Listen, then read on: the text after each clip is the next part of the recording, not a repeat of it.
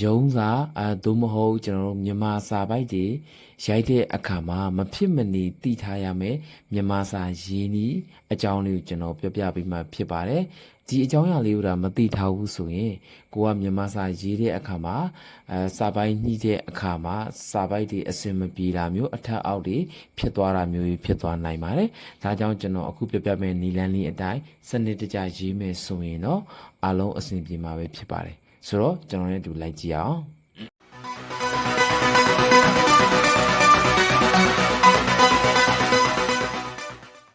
်ကျွန်တော်အခုပြထားတဲ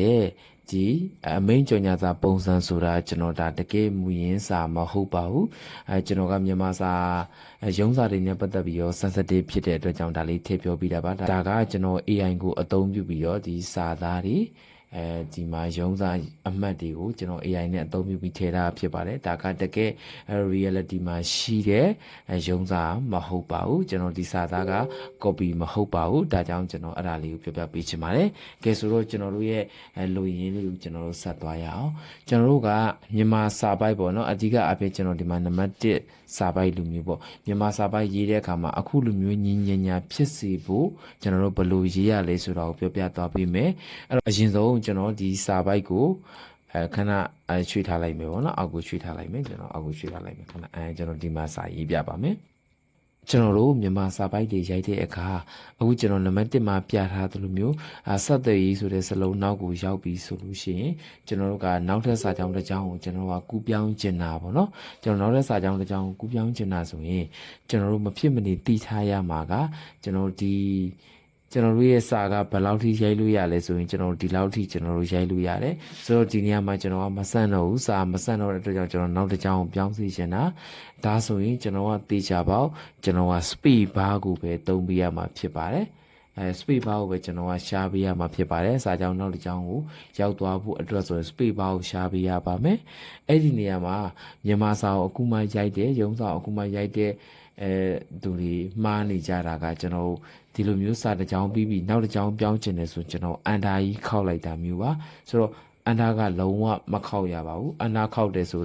လုံးဝစာပိုက်တစ်ပိုက်အခုကျွန်တော်နံပါတ်2မှာလိုမျိုးပေါ့နော်စာပိုက်လုံးဝပြီးသွားမှသာလျှင်ကျွန်တော်ကနောက်တစ်ကြောင်းပြောင်းလို့ရင်အန်တာခောက်ရတာပါဆိုတော့ဒီနေရာမှာဆိုရင်ဆက်သွယ်ရေးဆိုတဲ့နေရာမှာဆိုရင်ကျွန်တော်တို့ကစာပိုက်မပြီးသေးတဲ့အတွက် sweep bar တစ်ချက်ရှားလိုက်ပါ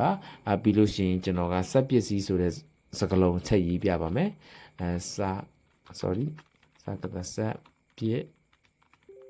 စီညာဆိုတဲ့စာလုံးကိုကျွန်တော်တို့ရေးလိုက်မယ်ဆိုရင်သူ့အလိုလိုစာပိုက်ကအောက်ကိုရွှေ့သွားမှာပဲဖြစ်ပါတယ်ဆိုတော့ကျွန်တော်တို့ကဘလို့အခြေအနေမျိုးမှာသုံးရတာလဲဆိုရင်ကျွန်တော်တို့ဒီမှာဆိုရင်စာပိုက်တစ်ပိုက်ဘောလို့ဒီမှာဆိုလို့ရှိရင်ကျွန်တော်တို့စာပိုက်ကဒီလောက်ထိရေးလို့ရသေးတယ်ဒီလောက်ထိရေးလို့ရသေးတာကိုကျွန်တော်ကဆက်ရေးမယ်ပေါ့နော်ဥပမာပုံမူချောမွေ့ဆိုတဲ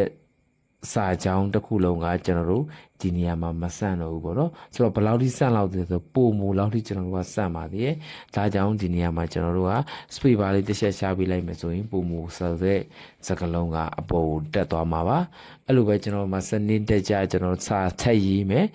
စာထပ်ရေးမယ်ဒီရှိစေဒီလောက်ထိကျွန်တော်စာရေးလိုက်မယ်ပေါ့နော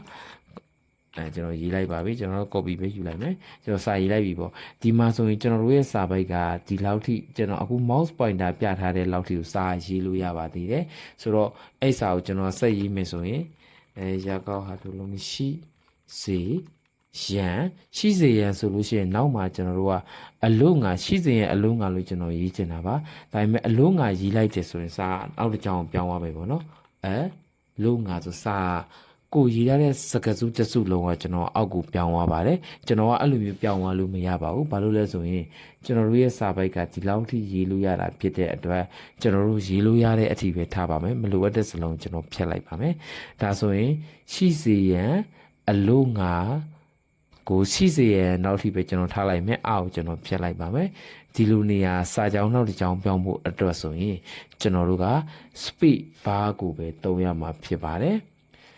စာကြောင်းကို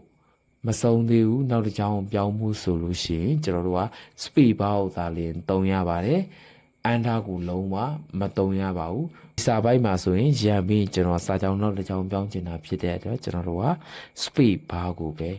သုံးရမှာဖြစ်ပါတယ်ဆွေပါပြီးရင်ကျွန်တော်ကအလိုငါလိုရိုက်လိုက်တာနဲ့စာကြောင်းကသူ့အလိုလိုနောက်တစ်ကြောင်းပြောင်းသွားမှာပဲဖြစ်ပါတယ်ဒီအချက်လေးကစာပိုက်တွေ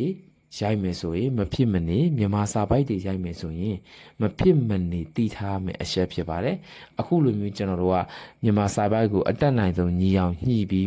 ညီအောင်ရိုက်ပြီးမှသာလျှင်ကျွန်တော်တို့ကဆက်လက်မှတ်ပြီးတော့ကျွန်တော်တို့ကစာပိုက်ညှိတယ်ဆိုတော့ justify ကိုလုပ်လိုက်မှစာပိုက်ကအစင်ပြပြနဲ့ညီသွားမှာပဲဖြစ်ပါတယ်မဟုတ်လို့ရှိရင်ကျွန်တော်ရဲ့စာပိုက်ကဒီနေရာမှာတအားကျယ်နေတာမျိုးစာပိုက်တွေကမလှတာမျိုးအထက်အောက်တွေမညီတာမျိုးဖြစ်နိုင်ပါတယ်ဒါကြောင့်မြန်မာစာရိုက်တဲ့အခါမှာစာပိုက်မစုံသေးလို့ရှိရင်စာကြောင်းနောက်တစ်ကြောင်းပြောင်းလို့ရင်ကျွန်တော်တို့က speed bar ကိုသာသုံးပြီးတော့ရိုက်ရပါမယ်အန်ဒါကိုလုံးဝရိုက်လို့မရဘူးဆိုတဲ့အကြောင်းလေးကိုပြောပြရင်းနဲ့ဒီညမှာပဲညီကုန်းချုပ်လိုက်ပါမယ်ကွန်ပျူတာနဲ့ပတ်သက်ပြီးသိရှင်တဲ့အကြောင်းအရာတွေရှိတယ်ဆိုရင် comment မှာရေးသွားလို့ရတယ်ကျွန်တော်သိသလောက်ကျွန်တော်နားလေသလောက်ကိုပြန်ပြီးတော့ရှင်းပြပေးပါမယ်အားလုံးပဲနောက်တဲ့ဗီဒီယိုမှာပြန်ဆုံပါမယ်